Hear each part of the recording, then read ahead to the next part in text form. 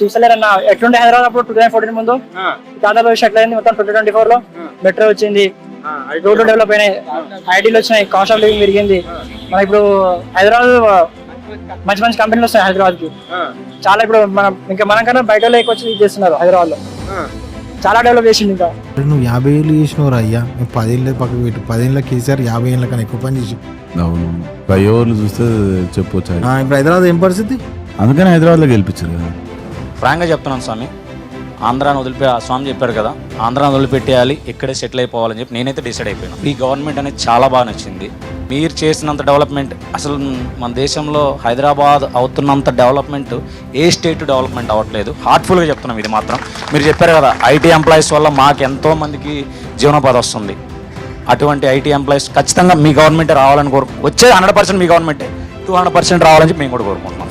రూపాయి కష్టం వేసి పడుకున్నాం సార్. మాకు వచ్చి పిల్లలు చిన్న ఉన్నారు సార్.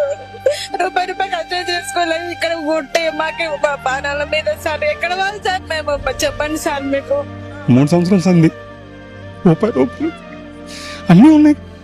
లేనంటే ఏమి లేవు, అన్నీ ఉన్నాయి. ఏమి లేవు నా దగ్గర. ఇచ్చేది వాళ్ళు, కూల్చేది వాళ్ళు, చంపేది కూడా వాళ్ళైతే బాగుండు. చంపేయండి, వదిలిపోద్దు, ఉండేవాళ్ళు కదా. ఇట్లా కొలుగొట్టే శ్మశానంలా ఉంది. ఎవరికి ఏం తెలుస్తుంది? ఏం చేసుకుంటారు? ఇదంతా శ్మశానం చేసి ఏం చేస్తారు? కన్నీళ్ల శాపానికి రేవంత్ రెడ్డి అతని కుటుంబం కాంగ్రెస్ పార్టీ సర్వనాశనం అవుతారు, మట్టి కొట్టుకుపోతారు.